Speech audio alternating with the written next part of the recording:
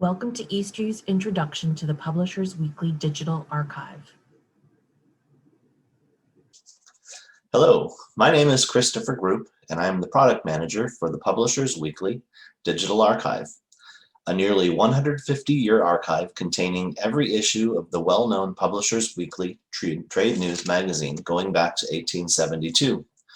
For those who might not be familiar, originally the publication was a compilation of information about newly published books collected from publishers and from other sources. Only 4 years after its inception, 90% of the booksellers in the country were reading Publishers Weekly. Eventually, the publication expanded to include features and articles. In 1912, the Publishers Weekly began to publish its own bestsellers list, a feature which of course still exists today.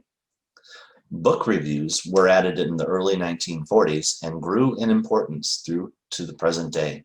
It currently offers pre-publication reviews of 9,000 new trade books each year in a comprehensive range of genres, including audiobooks and ebooks. Today, Publishers Weekly is a century-and-a-half long window into American social values, popular tastes, and intellectual history. Subject areas covered by Publishers Weekly include publishing, book selling, marketing, merchandising, and trade news, along with author interviews and regular columns on rights, people in publishing, and bestsellers. It attempts to serve all involved in the creation, production, marketing, and sale of the written word in book, audio, video, and electronic formats.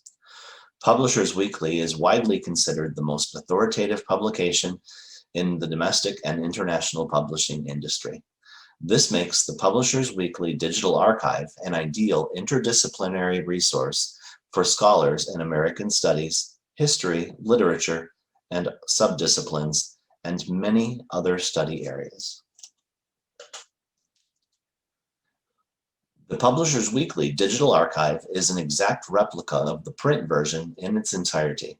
So while you're browsing the archive, you can feel just as you would if you were holding the print version in your hands.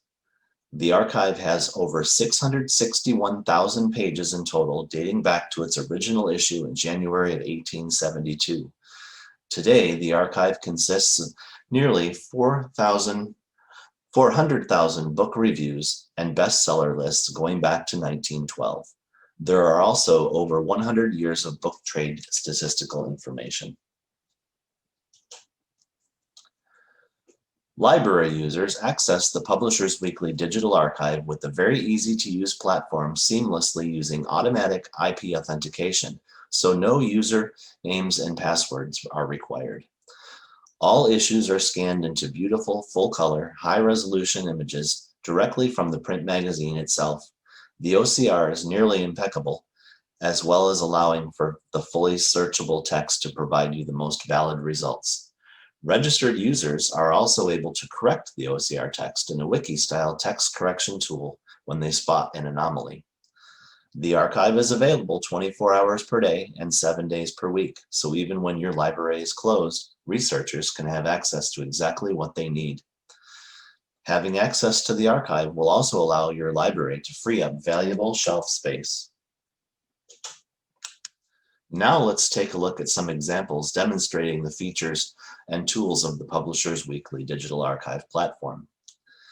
As you can see from this example of a typical author search, we used Mark Twain. On the left, you can see a listing of the search results, and when drilling down to the content itself, the search term is highlighted. We picked this example to demonstrate that Publishers Weekly had Mark Twain on its radar 4 years before Tom Sawyer was published and 12 years before Huckleberry Finn was published. In this sample, you'll see an example of how to find a publication by date.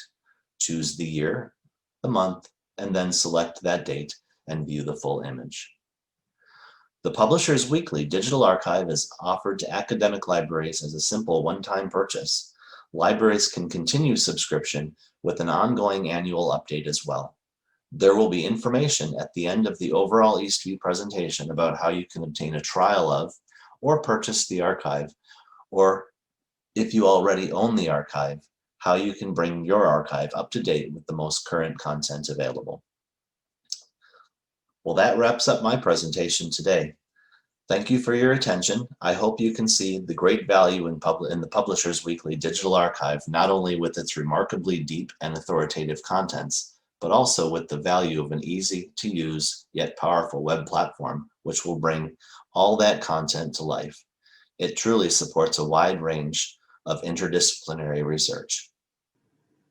Thank you for your interest in Publishers Weekly digital archive.